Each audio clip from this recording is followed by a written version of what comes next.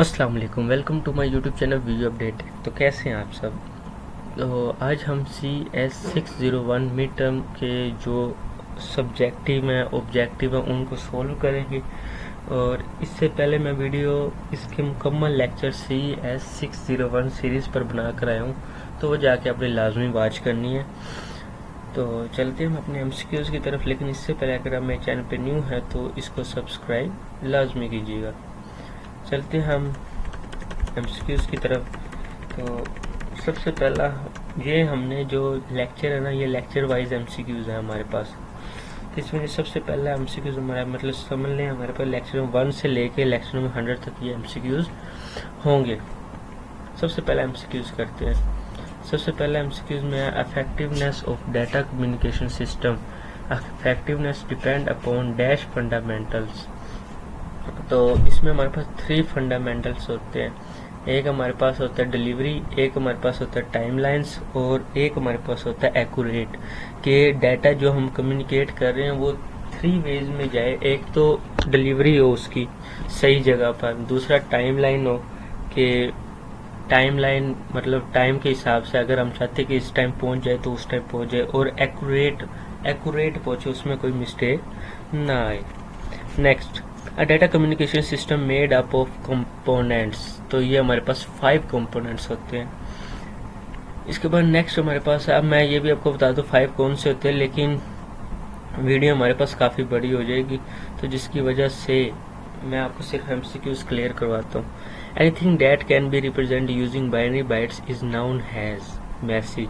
मतलब हर anything that can be represent using binary bytes known as, मतलब जो हम चीज़ रिप्रेजेंट कर रहे हैं बाइनरी बाइट्स में, तो वो भी तो हमारे पास एक मैसेज ही है ना, जो हम रिप्रेजेंट कर रहे हैं।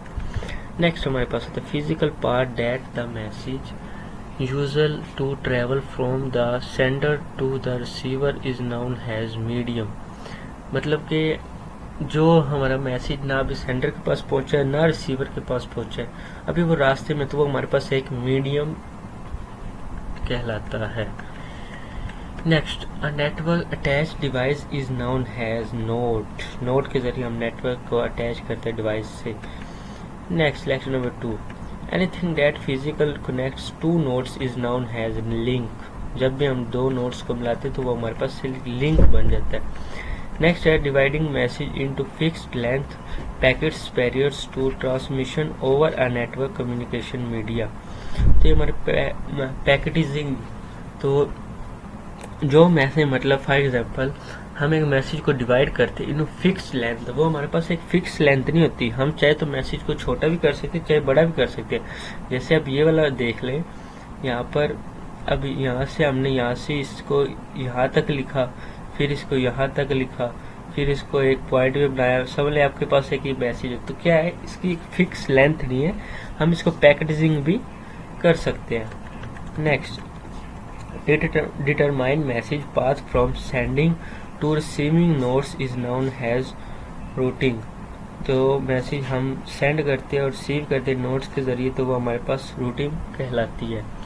A network is a set of devices.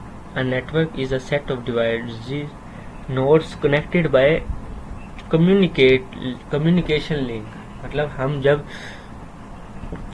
एक नेटवर्क है उसको डिवाइस के साथ सेट किया, अब किसके लिए, हम फॉर एग्जांपल आपके घर नेटवर्क लगा हुआ, तो वो किसके लिए लगा हुआ है, कम्युनिकेशन लिंक, जो एक दूसरे के जरिए हमारे कम्युनिकेशन लिंक को स्ट्रॉन्ग करता है।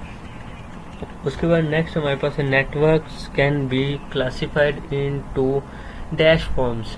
तो ये हमारे पास 2 फॉर्म्स होती है नेटवर्क की। Next, lecture number 3, we use to allow multiple users to share total capacity of a transmission medium. तो जब हम यूज करते हैं और अलाउ करते हैं मल्टी यूजर को शेयर कर सके एक ट्रांसमिशन मीडियम, मतलब जब भी फॉर एग्जांपल आप यहाँ पे कोई एक चीज़ है व्हाट्सएप पे जो सेंड कर रहे हैं, तो वो क्या करते हैं, आप उसको मल्टीप्लेक्सिंग मतलब काफ़ी लोगों के पास उसको शेयर करते हैं। नेक्स्ट है most important issue in a data communication system. जो हमारे पास most important data communication system है वो हमारे पास सिक्योरिटी है। जब हमारे पास सिक्योरिटी ही नहीं होगी तो फिर क्या फ़ायदा हमारा डाटा शेयर करने का।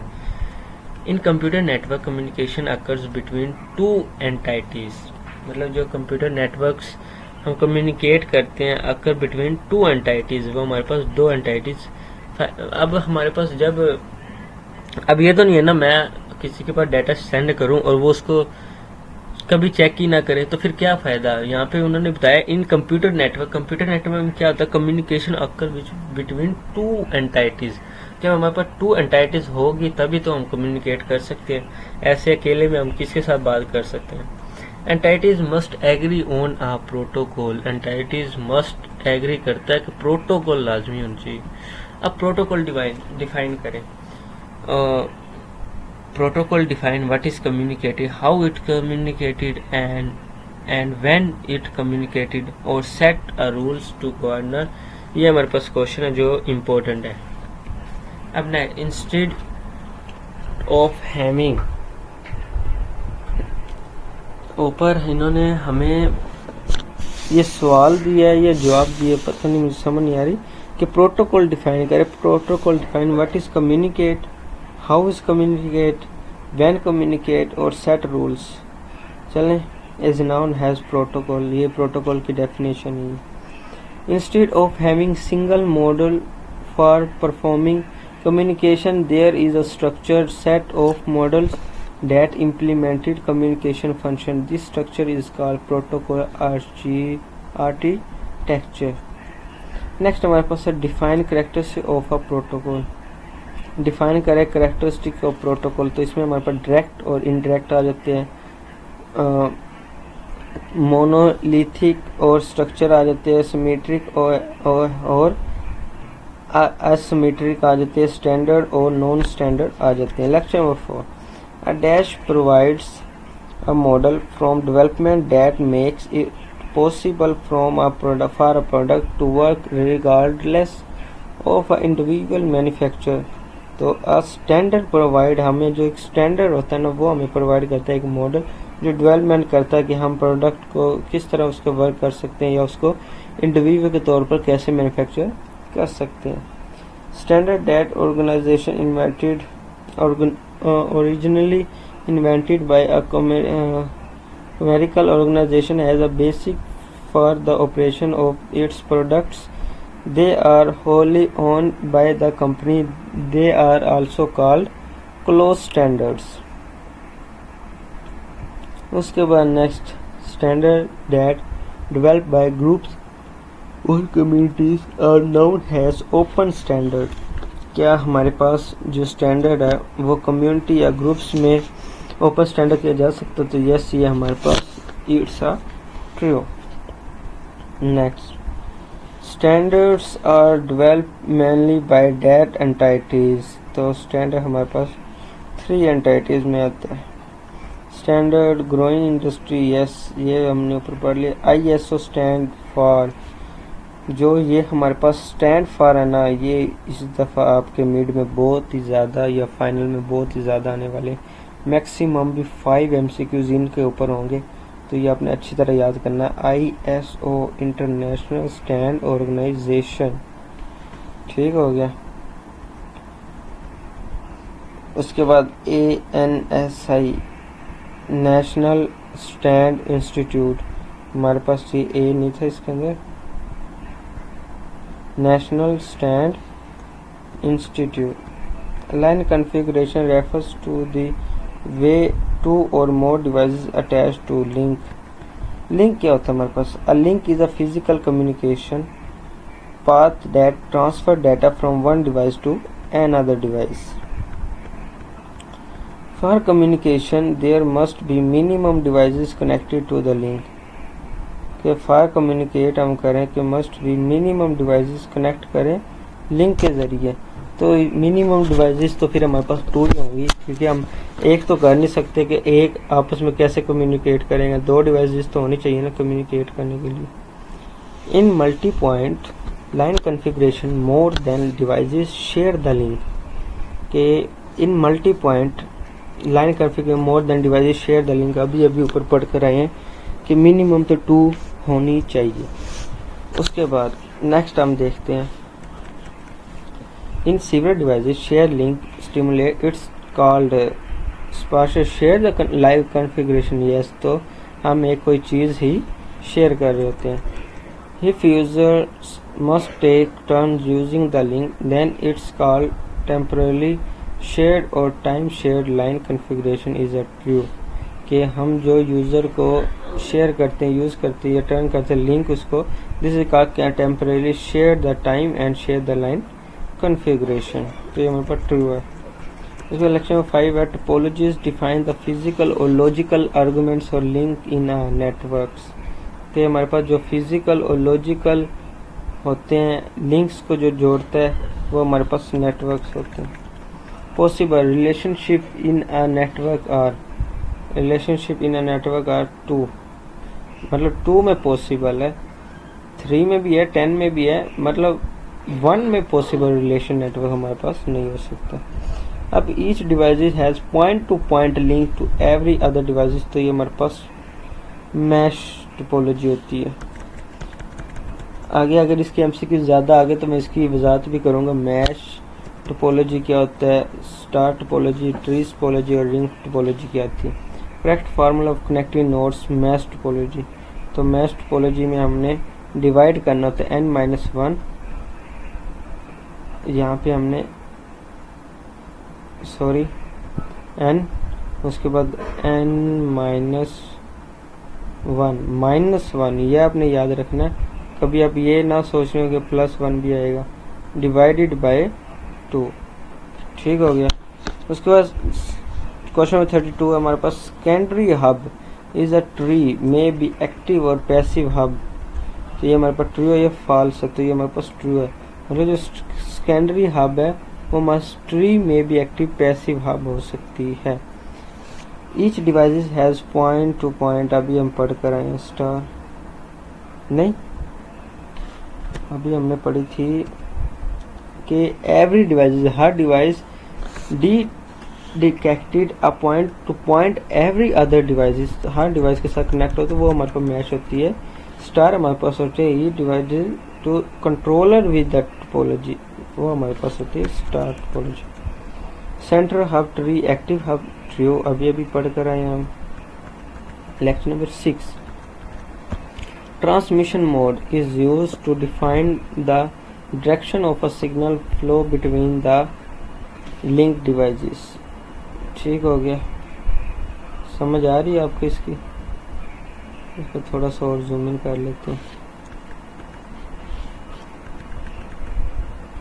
इसके बाद हमारे पास नेक्स्ट है is usually privately owned and the links devices in a single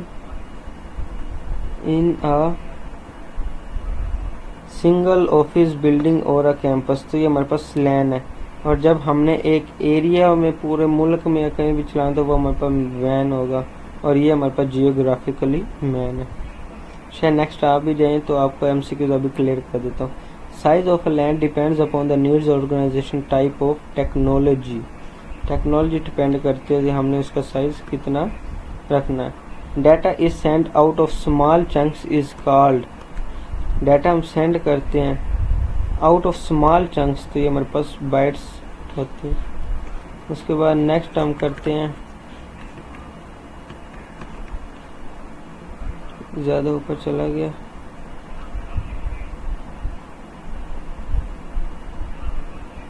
next हमारे पास है कि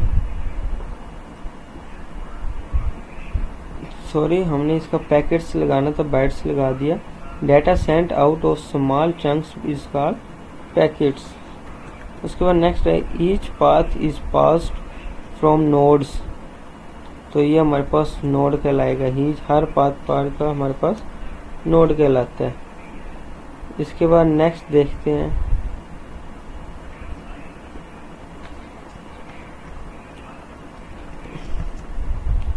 when two or more networks are connected to, हमारे पास ये इंटरनेट होता है। उसके बाद हमारे पास IOS इंटरनेशनल स्टैंड ऑर्गेनाइजेशन, याद कर लीजिएगा, ये हमारे पास स्टैंड वाले क्वेश्चन बहुत ही इम्पोर्टेंट और ज़्यादा आएंगे हमारे चैप्टर उसमें मिड में, फाइनल में भी। A model that allows to different system to communicate regardless of their underlying networks is known as open system. ये एक मॉडल है जो अलाउ करता है दो डिफरेंट सिस्टम को कम्युनिकेट करना। तो वो हमारे पास कौन सा नेटवर्क है, तो वो हमारे पास ओपन नेटवर्क होता है। Next, OSI is not a protocol. True, ये हमारे पास प्रोटोकॉल नहीं है। The communicate is governed by protocols. Yes, the process on each MC that communicate at a given layer are called peer-to-peer process। तो ये हमारे पास ट्रू है। Control data added to data parcel. Receiver removes header and passes it to upper layer. Receiver remove करता है header को और passive is to upper layer को। उसके बाद नेक्स्ट हमारे पास है passing data of data and network information down through the layers of sending machine and backup through the layers of the receiving machine is more possible by the interface। तो ये हमारे पास ट्रू है। उसके बाद नेक्स्ट देखते हैं dash deals with the physical aspect moving data from one device to another. तो ये हमारे पास नेटवर्क सपोर्ट लेयर काम करती है। उसके बाद नेक्स्ट है interface is a plug global connected that joins one और मोर। तो हमारे पास सिंगल कंडक्टर होते हैं। Physical layer decide the types of. Physical layer हमारे पास डिसाइड करती है लेयर की टाइप। तो ये हमारे पास एनकोडेड होती है। उसके बाद नेक्स्ट चलते हैं। उसके बाद नेक्स्ट है physical layer is also concerned with the line configuration। उसके बाद नेक्स्ट चलते हैं physical layer also define the direction of transmission between the devices। Physical layer हमारे पास ये ट्रांसमिशन करते बिटवीन टू डिवाइसेस के दरमियान। विच यहाँ पे which layer responsible for node to node delivery. तो ये हमारे पास डाटा लिंक लेयर होती है। उसके बाद हमारे पास नेक्स्ट आता है data link devices the stream of bytes from network layer into manageable data units called frames. This process is farming. तो यस, ये हमारे पास फार्मिंग कहलाता है। ट्रू है। उसके बाद नेक्स्ट चेक करते हैं data link layer adds a header to frame. Yes, data link layer हमारे पास एड्स करती है हेडर फ्रेम को और प्रोसेसिंग हमारे पास अपर लेयर को। लेक्चर में night transport layer header includes a type of address called service point address और डैश एड्रेस हमारे पास ये कहलाएंगे। एक पोर्ट है जो ट्रांसपोर्ट लेयर को एक दूसरे के साथ अटैच करते हैं। उसके बाद नेक्स्ट है transport layer can be either connection less और कनेक्शन एंड ओरिएंटेड। तो ये हमारे पास ट्रू है। उसके बाद नेक्स्ट चलते हैं section layer is the network dialog. तो ये हमारे पास कंट्रोलर है। उसके बाद हमारे पास most important topic layer of OSI model read them lecture number 10। Dash reverses the original process to transform message back to its original form। तो ये हमारे पास डिक्रिप्शन होता है। Encryption and decryption. उसके बाद नेक्स्ट चलते हैं कि analog refers to something that is dash in time. कि एनालॉग को हम रेफर करते हैं सम टाइम क्या करता है, वो कंटिन्यूसली वर्क कर रहा होता है। उसके बाद नेक्स्ट चलते हैं digital refers to something that the time is discrete.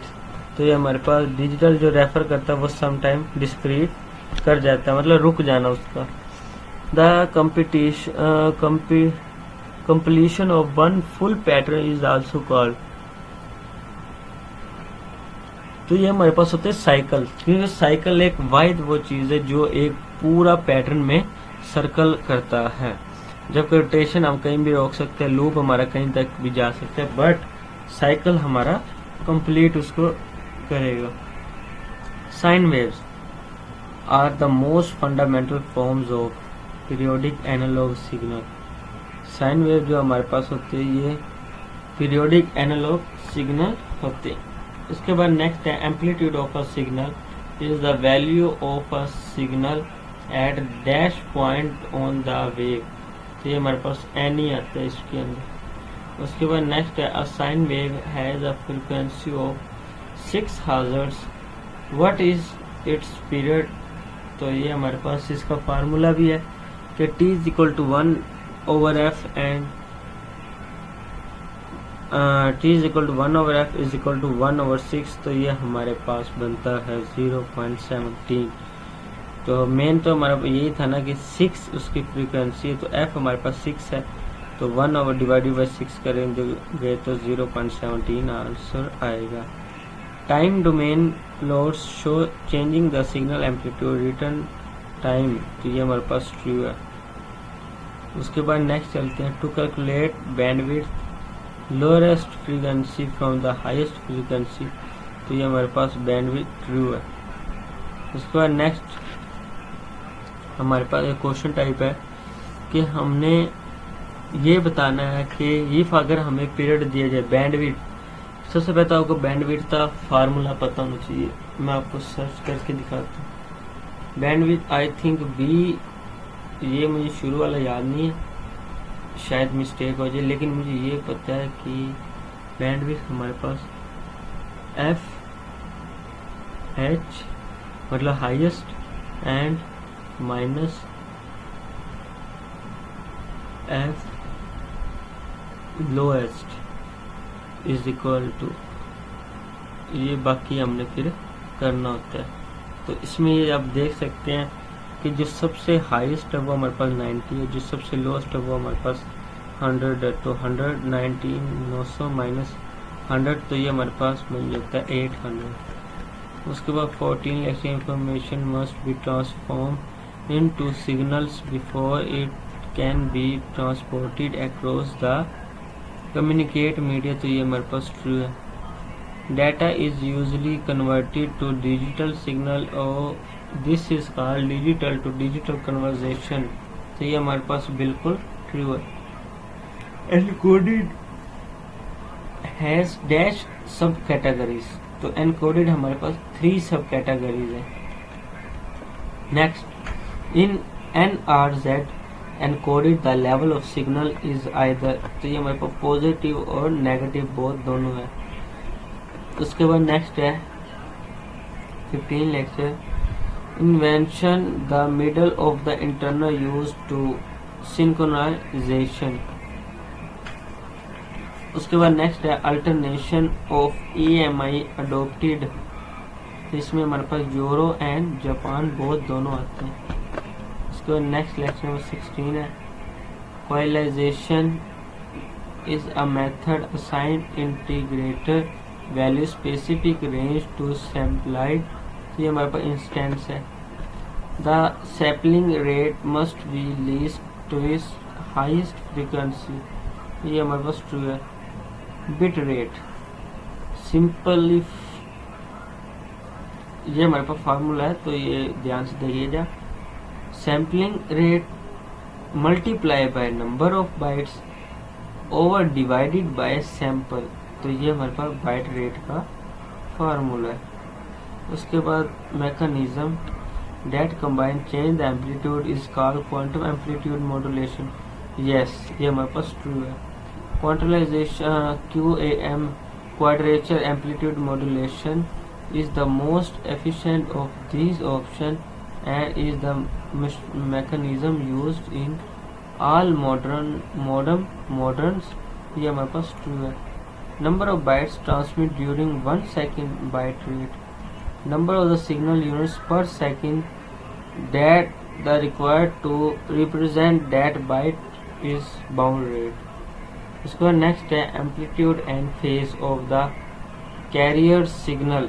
तो ये हमारे पास कहलाते हैं रिमेन कांस्टेंट। उसके बाद नेक्स्ट हमारे पास है conversation devices are required at the interface जो कंजर्वेशन कहलाती है, मतलब एक दूसरे से बातचीत इंटरफेस का। Types of serial transmission is are asynchronous transmission and synchronous transmission. Next lecture, there are dash basic fundamental units involve communication of a data. तो इसमें हमारे पास आते हैं 4 fundamentals. Next है any device that source of destination of digital data. ये हमारे पास DTE कहलाता है. Any device that transmits and receive signal through network, तो हमारे पास DCE कहलाएगा। नेक्स्ट है पॉजिटिव वोल्टेज मीन्स, जो पॉजिटिव वोल्टेज होते हैं उनको हम ऑन करें और नेगेटिव वोल्टेज को हम ऑफ कर सकते हैं।